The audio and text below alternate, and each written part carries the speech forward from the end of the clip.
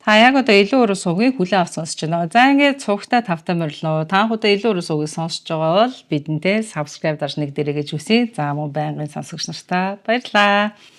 За ингээд өнөөдрийн дугаарыг эхлэхээс өмнө нэг товчхон тайлбарыг өгье. За юу вэ гэхээр өнөөдрийн дугаар маань ерөнхийдөө секстэй холбоотой учраас 2 дугаар сувгийн одоо яриануудыг би бол хассан. За аль болох энгийн хэлбэрээр илэрхийлэхийг хүссэн. За Америкт бол ерөнхийдөө тухайн подкастн дээр ч юм уу иймэрхүү 2 дугаар сувгийн яриануудыг бол шууд яриад явчихдсан байлээ. За би бүр одоо зарим дээр нь хөөх ийм үгийг шууд ингээ хэлчих болтын бах та гэж бодсон. За зарим нь бол одоо хар яриа хэлбэрээр тийм ээ далд утгаар нэг тийм хошин маягаар ярьдаг штэ. За тийм утгаараа бас ярьдсан байлээ. За мөн одоо энэ OnlyFans гэдэг платформ байдаг. За энэ платформ бол ерөнхийдөө насанд хүрэгчдэд зориулсан контентийг ер нь түлхүү хэрэглэгчдэд санал болгодог учраас за ялангуяа Америкийн ютуберүүд гэсэн энэ үгийг подкастынхаа үеэр одоо хэлэхээс ер нь зайлшийдэг. За энэ үгийг бол би энэ өнөөдрийнхэн дугаартаа бол OnlyFans гэдэг жоохон мушгаад яриад явнаа. За дандаа OnlyFans гэж ярьж явах нэ гэсэн үг. За мөн энэ удаагийн дугаар маань секстэй холбоотой учраас би охид эмэгтэйчүүдэд буруутгах. За тэднийг бол энэ нийгэмд буруу шаах үүднээс бол энэ дугаарыг хийгээгүй. Иймэрхүү төрлийн одоо видеонуудыг би ерөөхдөө одоо мэдээллийн чанартай тийм ээ. За одоо ийм зүйл байд юм байна гэсэн одоо тийм төрлөөр хүргэдэг болохоос биш охид эмэгтэйчүүдийг одоо доромжлох, тэднийг одоо буруутгах одоо байр сууриас бол ханддаггүй шүү гэдгийг илэрхийлмээр байна. За мэдээж эмэгтэй хүн хинтээ хаана одоо бэлгийн харилцаанд ороод яаж явах нь бол одоо тэдний одоо асуудал би бол мэдээж тэдрийг одоо шүүмжлэхгүй. За ингээд эхэлцгээе. Ердөө л та өөрөө шүтэн биширдэг ирчүүдтэйгээ тийм ээ лайв стрим хийгээд сарда 2 сая паундын орлого олно гэд боддоо. Гэтэл таныг тэр бомтон болгосон платформ чинь хасчихвал яах вэ? Энэ бол Bonnie Blue гэх эмэгтэй зоригтой галзуу үйлдэлүүдээр цахим орчинд шууган дэгдээсэн эмэгтэй түүх юм. За Bonnie Blue 1000 гаруй хүнийг зочид буудлынхаа гадаад цуглуулж тэдэнтэй 12хан цагийн дотор бэлгийн харилцаанд орж бүх үйл явдлыг бичиж бичлгүүдэд зарж маш их мөнгийг олсноор цахим орчинд олон сая хүний анхаарлын төвд орж чадсан байдаг. 1000 эрстэй бэлгийн харилцаанд орсноор Bonnie Blue дэлхийн рекордыг тогтоож Гиннесийн номонд орно гэж байсан ч OnlyFans платформоос албан хүчээр хасагдаж олон нийтийн эсэргүүцэлтэд тулгарч дуйлаантайгаар байгуулсан эзэнт гүрнээ эцэст нь алдаж эхэлсэн байдаг. За Bonnie Blue ч өөрөө үүнийгээ хүлээн зөвшөөрдөг. OnlyFans-ээс хасагдахаас өмнө тэр 2 сая гаруй дагагчтай аккаунттай байсан байна. За тэгвэл өөрийгөө feminist бэлэг тэмдэг гэж заарлан 18 настай хөвгүүдийн анхны эмэгтэй болсноор бахархдаг хүн яагаад гинэт YouTube-ийн олон подкастуудад оролцож Andrew Tate шиг олон нийтийн дунд маргаан дагуулдаг интернетийн хүчтэй дүр болсон хүмүүстэй хамтрах болсон байна. За энэ Bonnie Blue гэх эмэгтэй бол 1999 оны 5 сарын 14-нд Их Британийн Nottinghamshire гэх газрын Stapleford хотод төрсөн. За түүний жинхэнэ нэрийг бол Tia Billinger гэдэг юм байна. За тэрээр бол өдрөн ингээд дэлгүүрт ажиллаж, оройн гудамжны бүжгийн тэмцээнд оролцож ямар ч үнээр хамаагүй амжилтанд хүрэх ёстой гэсэн зорилготой бол охин байжээ. За 20 гаруй наснда бүр багаасаа үерхэж байсан найз залуутаагаа гэрлээд тэгээд тэд Австрали руу нүүж за Bonnie маань Австралид очоод нэгэн компани хүний нөөцөөр ажилладаг офисын ажилтан болсон байна. За гэвч удалгүй өглөөний 9 цагаас оройны 5 цаг хүртэл суудаг офисын ажил түүнд там мэд санагдаж амьдралаа эрс өөрчлөхийг хүссэн. За хамгийн анх удаа буюу 2023 онд Bonnie Blue сонирхогчийн байр сууриас за нэг оролдоод үзье да гэж бодоод анхны онлайн эротик шууд одоо видео дамжуулалтаа хийсэн байдаг. За гэтэл энэ нь одоо маш амжилттай болж түүний амьдралыг бол одоо эрс өөрчилсөн анхны алхам нь болсон байдаг. Тэрээр шууд дамжуулалтынхаа видеогоор 7 хоногт $5,000 ашиг болж багахан цалинтай ширээний ард сууж өнгөрүүлдэг офис ажил нь хинт ч хэрэггүй ойлгосон байна. Тэрээр хүний нөөцийн ажлаасаа гарч бичлэг хийх тохиромжтой студийн орчноо бүрдүүлж Bonnie Blue гэх нэрээр OnlyFans одоо өөрийн аккаунтаа нээсэн. За нөхрөөсөө салаад удаагүй байхдаа тэрээр Англи руугаа буцаж ирсэн байдаг. За түүний буцаж ирсэн шалтгаан бол мэдээж олонний нүдийг бүлтийлгсэн секс үйлслээрээ мөнгө олох төлөвлөгөө байсан баг. За энэ ярилцлаганд ингэж ярьж байна. За би одоо сэтгэл санаа ямар их одоо хэцүү байгаагаа бол үнэхээр илэрхийлж чадахгүй байна гэж байна. За тэгэхэд бол хөтлөгч нийгэм асуухгүй бол болохгүй нэ. Та одоогоор сингл үү гэж байна. Тэгээд тийм ээ би сингл. За хизээ нөхрөөсөө салсан бэ? Жил гарan болсон. За ер нь жил хагасны хугацаа болсон. За яагаад нөхрөөсөө салсан бэ гэж байна. За тэгэхэд бол бид зүгээр л одоо нэг нэгнээсээ одоо холдсондоо бид хамтдаа их олон жил байсан ч гэсэн нэг л мэдэхэд өөр хүмүүс болчихсон байсан гэдэг чинь. За тэгэхэд бол хөтлөгч яг үүндээ бүх зүйл одоо мянган эртээ ингэр зөрүүлсэнтэй холбоотой юу? Энэ арай дэндүү хэрэг биш гэж юу? Байж боломгүй юм шиг бол одоо санагдаж байна гэдэг чинь. За тэгэхэд бол Бони үгүй экс нөхөр минь намайг бол үнэхээр их дэмждэг. За хөөх одоо ийм өөдгөө экс нөхөр байж болд юм уу? Хөгийн одоо гарвэ гэсэн утгаар хэлж байна. За бид хоёр 14 настайгаас хэлж үерхэж эхэлсэн гэж байна нөхөртөөгөө. За хизээ анх одоо экс нөхөрдөө та ингээд мянган эрэгтэй хүнтэй ингэр зөрүүлэхийг хүсэж байгаагаа хэлсэн бэ гэхэд 2 жилийн өмнө хэлсэн. За тэгэхэд бол одоо экс нөхөр нь тийм ээ үүнийг хий гэд хүлийн зөвшөөрсөн гинэ. За хөтлөгч хэлж байна. За тэр чамаас үнэхээр салахыг хүсэж байсан юм шүү. За тэгэл хонгор минь чи мянган эртээ ингэр зөрүүлэхийг хүсэж байгаадаа итгэлтэй байна уу? Энтэр гээл асуусан баха гэдэг гэж байна. За тэгт нь бол Бони үгүй мэдээж хэрэг би OnlyFriends-д одоо анх эротик шууд дамжуулалт хийж эхлээл одоо тийм ээ би мянган эрэгтэй хүнтэй ингэр зөрүүлэхийг хүсэж байна гэж бодоогүй. Энэ өнөөдрийг хүртэл ингэж явхад бол би нилээд зүйлийг үзэж тулсан гэж. За тэгээд яагаад мянган эртээ ингэр зөрүүлэхийг хүсэх болвоо? Баг багаар явсаар та хоёр ийм байдалд хүрсэн үү гэдэг чинь. За тэгэхэд бол Бони хариулахдаа би Австрал байхдаа Schoolis гэх арга хэмжээнд орсноос хойш энэ бүх замлаа эхлүүлсэн гэдэг чинь. За энэ Schoolis гэдэг нь Австралийн ахлах сургуулийн төгсөгчдийн ерөн төгсөлтийн баяр юм байна. За энэ нь голчлон залуусын аялал, задгаа үдшилэг, цэнгэн, наадан бүхий одоо өөрсдийн эрх чөлөөг одоо эрхэмлэн тэмдэглэдэг нэг 7 хоногийн арга хэмжээ байдаг юм. Бони Блу их сургуулийн байрны гадаа хийсэн нэгэн бичлэгээ TikTok-т оруулсан цахим орчинд хэдэн сая хүний одоо анхаарлын төвд бол түүнийг бол оруулсан үйл болсон. Түүний бичлэгийг үзсэн шинэхэн оюутан залуус урт дараалал үүсч түүнтэй бол нэг оронд орохыг хүссэн байдаг. Бонигийн энэ үйлдэл нь ирээ цээргүй гэхээсээ илүүтэйгээр асар богино хугацаанд олон хандлтыг авч энэ дуйланд үйлдэн түүнийг баян болгосон байна. За ердөө ганцхан TikTok бичлэг шүү дээ. За тэрээр энэ бичлэгэндээ ингэж ярьж байна. Би яг одоо Nottingham Trent их сургуулийн урд зогсож байна. Миний төлөвлөгөө бол 14 хоногийн дотор айл болох олон оюутан залуустай дотн харилцаанд орох юм аа. Миний зорилго бол одоогоор 130 эртээ унтна гэсэн одоо төлөвлөгөөтэй байна. За та хэдэн ч удаа оролцож болно. Бүх зүйл нээлттэй. Нэг шөнө хамгийн ихтэй 25 эртээ дотн харилцаанд орно гэж төлөвлөсөн ч танд нэг нууцаа дийлгэхэд эхний өдрөл гэхэд би 30 хүнтэй унтчихсан. Та бүхнийг их сургуульд орсны баярыг хамтдаа тэмдэглэе. Над дээр ирээрээ гэж хэлээд видео дуусчихна. За 2024 оны 9 сард Bonnie Blue энэ бичлэгээ Nottingham Trent их сургуулийн гаднаас шууд хийсэн байдаг. За шууд утгаараа тэрээр дөнгөж 18 нас хүрээд их сургуулийн оюутан болсон 130 залуустай ингэр зөрүүлэхийг хүснээ илэн далангуул хэлчихсэн.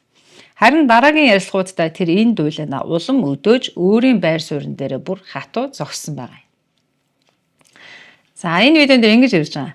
За надтай унтах боломжтой эрчүүдийн хамгийн доод насны одоо хязгаар бол 18 насаа гэдэг чинь. За нийтдээ та 18 нас хүрсэн одоо хичнээн залуустай дотн харилцаанд орсон бэ гэдээ асуухад бол за надтай учирсан нийт эрчүүдийн одоо бараг тал хувь нь байсан гэж. За та залуу хүүгүүдийг одоо илүүд үздэг юм уу те? Тэд нэрийг ер нь сонирхт юм уу л гэж байна л да. За тэгэхэд бол Бони хариулахдаа тухайн үеэс шалтгаална. Би өмнө нь бэлгийн харилцаанд орж байгаагүй хүүгүүдийн анхны туршлага дээр хамт байж тэдний одоо зан дотн харилцаанаас авч буй мэдрэмжинд хандах одоо тэр хандлагыг харах дуртай гинэ. За түүний 2024 оны 9 сард TikTok-д оруулсан бичлэг нь ёс зүйгүй үйл гэж олон нийтээс шүүмжлэл авч тийм ээ оюутны холбоод хүртэл анхааруулга гаргасан байдаг. За харин энэ бүхэн түүнийг зогсоох нь байтугай нэр хүнд түүний дагагч нарын тоог улам өсгсөн үйлдэл болсон байна. За энэ бичлэг 12 сая гаруй үзэлтийг авч OnlyFriends дахь түүний аккаунт хандлалт амралтын өдрүүлдээр тесрэлт хийсэн. Даваа гарагийн өглөө гэхэд Бони интернет маркетингийн 2 хуулийг баталж чадсан байдаг. За энэ 2 хууль юу вэ гэхээр нэгт цахим орчинд хамгийн их маргаан дагуулсан сэдв хамгийн их үзэлтийг авдаг. За 2 тухайн контентын үзэгчдийн нас нь залуу байх тусмаа хамгийн өндөр хандлтыг бол авдгаа, хамгийн их үзэлтийг авдгаа гэсэн хуулийг баталж чадсан байна. За гэхдээ бол энэ олон саяын вирус үзэлтэнд түүнд тийм ч их одоо мөнгийг авчаагүй байдаг. За вирус үзэлт гэдэг хэллэг нь юу вэ гэхээр асар богино хугацаанд маш их үзэлт авсан интернет одоо бичлэгийг хилдэг юм нэршил байгаамаа. За тэгээ Bonnie Blue бол бодлоо өөрчил 130 гих тоогоо бол зоригтойгоор эрс нэмэхээр шийдсэн байдаг. Тэрээр бол сониуч залуусыг жинхэнэ орлогынхоо их үүсвэр болгосон баг. За түүний утас яг л казиногийн jackpot хоцсон машин шиг дуугарч тасралтгүй мэдэгдэл ирсээр байла. Хүмүүс түүний OnlyFriends дахь аккаунтыг дагаж асар хурдтайгаар дагагчдын тоонд өсөж эхэлсэн.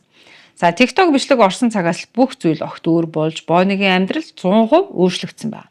2025 оны ихээр Bonnie Blue нэгэн подкастт оролцохдоо за OnlyFriends 2 сая гаруй дагагчтай гэж бол ерөөсөө айгу бардам хэлжсэн. За дагагчдын тоон албан ёсоор батлагдаагүй ч гэлээ Bonnie 2 сая дагагчтай гэдгийг ерөөхдөө одоо байнгын орсон тэр подкастууд видеон дээрээ ер нь ярьж исэн. Ерөөсөө шууд үнэн мэт олон нийтэд сэтгэл төрүүлсэн.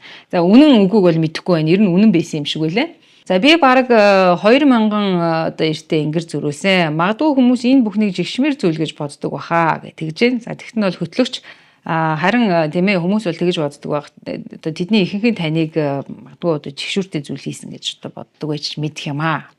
Тэгэхэд Bonnie би 600 мянган одоо дагагчтай байж байгаад за 1 сарын дотор 2 сая гаруй дагагчтай болсон. Дагагч нарын маань тооноос харахад маш олон хүн миний хийсэн үйлдэлийг бол жигшүүртэй зүйл гэж боддоггүй гэж би бодож байна гэж байна. Тэгэхэд нь бол хөтлөгч бол итгэлтэй байна. За таныг буруутгаад жигшиж байгаа хүмүүс харин өөрсдөө одоо жигшүүртэй хүмүүс ч юм билүү хүмүүс байхаа гэж хэлж байна. За Bonnie одоо OnlyFriends-с хасагдхаасаа өмнө сарда хэд хэдэн сая долларын ашиг орлого олж байсныг шинжээч нар хүлээн зөвшөөрсөн байдаг. За эротик видеоноос яаж мөнгө олсон маш энгийн. Bonnie дотн харилцаанд орж буй хамтрагчаасаа төлбөр авахгүй харин тэдний хийж буй зүйлээ видео бичлэгт буулгана. За түүний фэнүүд нь бичлэгийг мэдээж OnlyFriends-с тийм ээ үзэхийн тулд өндөр үнэтэй төлбөр төлдөг байсан байна. За үүн дээр бас нэг зүйлийг тодруулъя л да. Bonnie-гийн тэр ирчүүдтэй одоо дотн харилцаанд орж байгаа бичлэгэн дээр болохоор өөрчлөлөгч нарны манайх нар бол одоо нөгөө дээрэмчний малгай гэж ярьдэн штэ зөвхөн ингээ нүдний хэсэг нь гардаг тэгээд толгоонд ингээ углаад өмсчдэг тийм нэхмэл малгай байдаг те ийм малгайг бол тэр үйлчлүүлэгч нар өмсчдэг юм бэлээ тэгээд дотн харилцаанд орж байхдаа мэдээж нөгөө үйлчлүүлэгчийн маань царай бол харагдахгүй учраас тэд бол бичлэгт орохыг зөвшөөрдөг харин Bonnie бол өөрийгөө одоо бүтнээр нь харуулдаг гэсэн үг. За түүний их сургуулийн регбигийн багтаа одоо бүгднтэй дотн харилцаанд орсон гэх бичлэг. За мөн 100 аавууд нэртэй шууд дамжуулт зэрэг түүний дагагч нарын тоо болон дансандах мөнгийг нилээд өсгсөн байдаг. За гэхдээ бүх зүйл OnlyFriends-с хасагдах хүртлээр нь айгүй ашигтай үргэлжилж исэн. 2024 оны дунд үе гэхэд Bonnie-гийн орлого зөвхөн эротик бичлэгээс хамаарахгүй болсон байна. За тэрээр бол брэнд хувцсыг рекламдаж одоо зарж байсан байна. Мөн хувийн одоо захиалгаар шууд дамжуултыг хийж исэн. За бас хамтран ажилладаг компаниудынхаа бүтээгдэхүүнээс шимтгэл авч исэн байгаа. За энэ хувийн захиалгаар шууд дамжуулт хийж исэн гэдэг нь ерөнхийдөө одоо миний энэ яриад байгаа OnlyFriends гэдэг платформ дээр энэ үйл ажиллагаа нэр нь төрхөө явагддаг л да. За энэ OnlyFriends дээр бол одоо Bonnie Blue бол мэдээж өөрийн аккаунттай. За тэгээд ирчүүд бол мөнгөө төлөө цаанаас нь бол одоо нөгөө манайх нар бол одоо видео кол гэж ярьдаг те видео кол хийх хүсдэг гэсэн. За тэгэхээр одоо нөгөө хүн маань мөнгө төлдөг учраас Bonnie Blue бол видео кол хийн.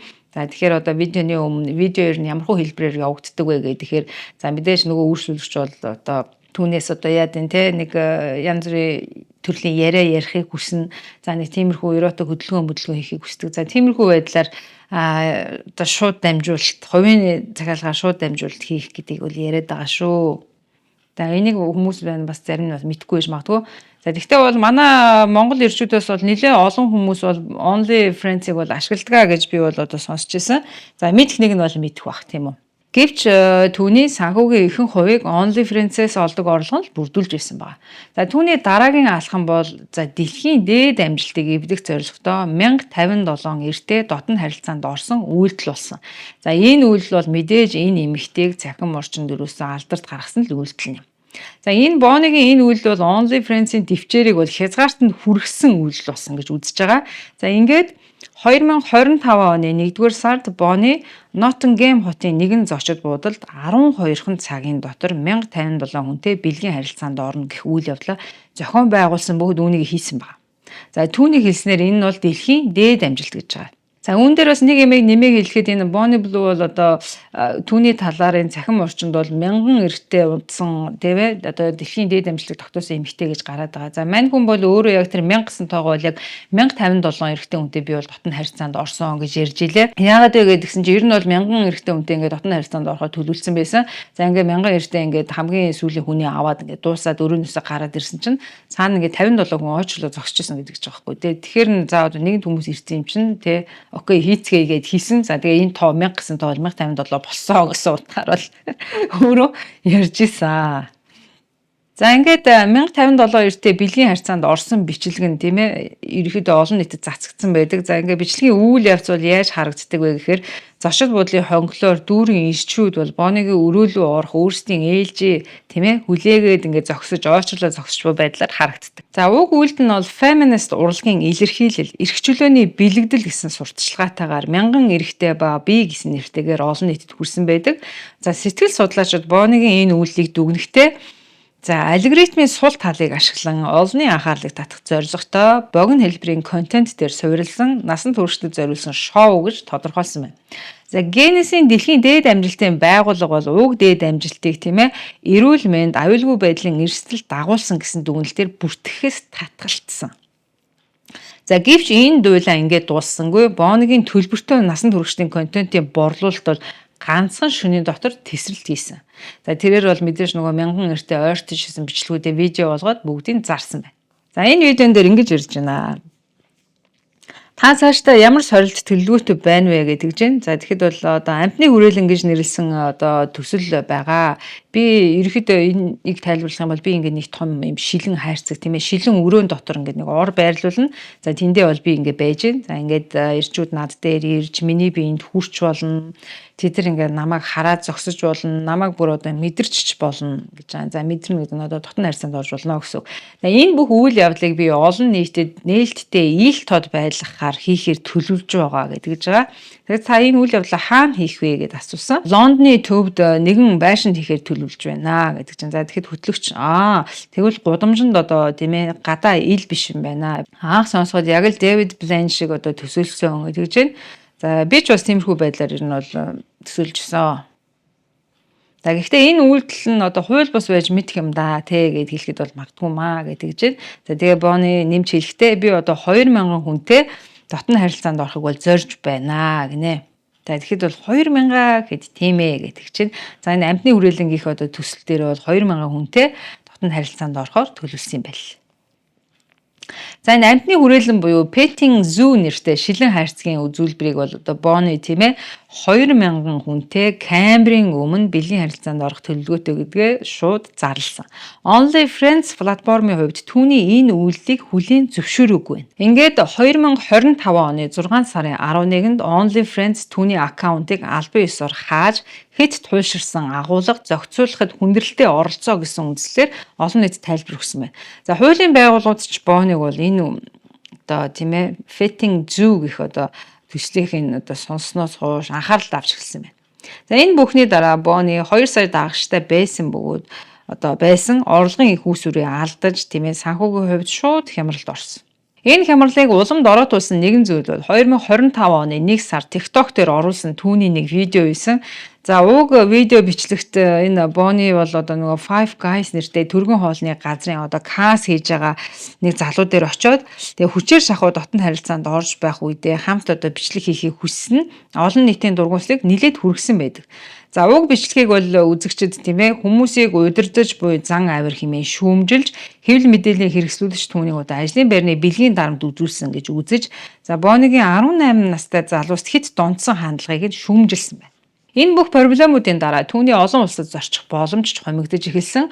2024 оны 11 сард Австралийн засгийн газар түүний визийг цуцалсан. За виз цуцалсан шалтгааныг тайлбарлахдаа бол Bonnie Blue School is Week буюу ахлах сургуулиуд төгссөн одоо залуусын төгсөлтийн баярт очиж ашиг олох зорилготой бичлэг хийхээр төлөвлөсөн гэж мэдгдсэн байна. За энэ мэдэгдэл болсноос хойш 48 цагийн дотор Bonnie-г Австралиас Фижи улс руу албадан гаргаж Австралийн эрх баригчид олон жилийн дахин нэвтрэх хориг тавих талаар сануулга өгöd явуулсан байна. За ингэснээр Bonnie хамгийн том фэн баазуудынхаа нэгийг бол алдсан гэхэд бараг болно. За Австралиас ихээхэн хэмжээний орлого олохоор төлж байсан ингээд талархсан байна. Тэрээр үлдсэн фэнүүдээ Fansly зэрэг жижиг платформ руу шилжүүлсэн ч орлого нь бол сайнгүй байлаа. Уналтанд орсон үедээ одоо Bonnie интернетийн хүчтэй дүр болсон олон нийтийн дунд маргаан дагуулсан Andrew Tate-тэй одоо хамтрах алхмыг хийсэн байна. За түүний нэр хүнд уналтанд ороход тун ойрхон байсан. За тэрээр өөрийн OnlyFans дэх аккаунтыг устгуулснаас хэдэн 7 хоногийн дараа Channel 4 нэртэй телевизийн шоугаар одоо Bonnie-гийн талах баримтад одоо кино цацагдсан байдлыг бол ер нь дордуулсан гэж үзээд байгаа юм шинжээч нар. За уг кино бол Bonnie-гийн Fansly дээр дахин хөлөө олох гээд одоо босгохыг зүтгэж байгаа тэмцлийг ерөөхдөө бол харуулсан кино гэж үзэж байгаа. За гисэн ч бол одоо түүний дагагчид өмнөхөөс OnlyFans дэх одоо галзаж явсан үеийн амжилтыг бодох юм бол хэдэн мянгаар зөөрчүүд байсан. Үүний дараа тэрээр шин түнш болгоод Andrew Tate-тэй хамт буюу одоо 2025 оны 6 сарын 20-нд Rob Moore-ийн Disruptors одоо подкастт оролцсон байна. За би энэ Disruptors гэдэг подкастыг бол сонссон. Нэлээд урт подкаст болсон байлээ.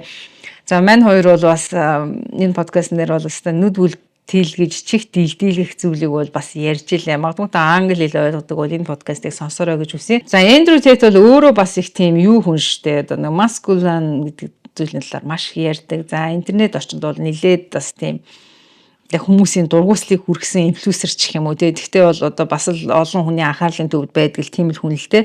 За гэхдээ Andrew Tate бол өөрөө ярихдаа ер нь энэ подкастын үеэр бол Bonnie Blue-г ер нь дэмжиж байгаа байр суурьтай байсан. За тэрээр бол одоо товчхондоо бол ингэж л ярьж илээ л дээ. Ер нь одоо хүмүүс ингэж Bonnie-г дургуулхаад байгаа боловч одоо тийм ээ секс одоо биеийн үнэлэлт энэ зүйл бол одоо угаасаа дэлхийд дахны байдаг л зүйл шүү дээ. Bonnie зүгээр л энийг ил харуулж тийм ээ өөрөө энийг аюугаа зөв зөвхөн байгуулж ингэж гаргасан л болохоос шинэ бүхэн дэртээ тэргүй одоо явагддаг зүйлээ. За тэгээд та бол магадгүй одоо энэ дэлхийн баячуудын байдаг энэ том орнуудаар тийм ээ Европ улбаны улс ч гэдэм үү, Арабч гэдэм үү, Америкч гэдэм үү, одоо хаач гэдэм тий Хонконгт ч юм уу гэжсэн.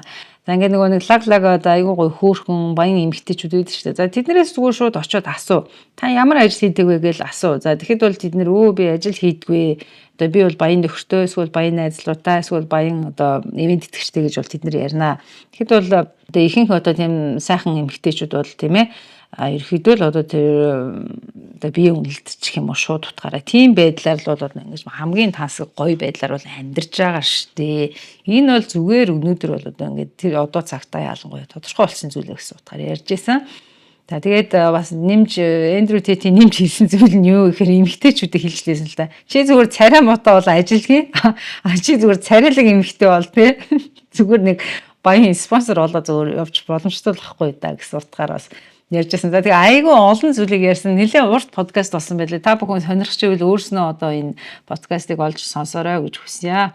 За энэхүү ярилцлага бол тийм ээ YouTube тавигдсанаас хойш 48 цагийн дотор шууд 3 сая үзэлтийг авч чадсан.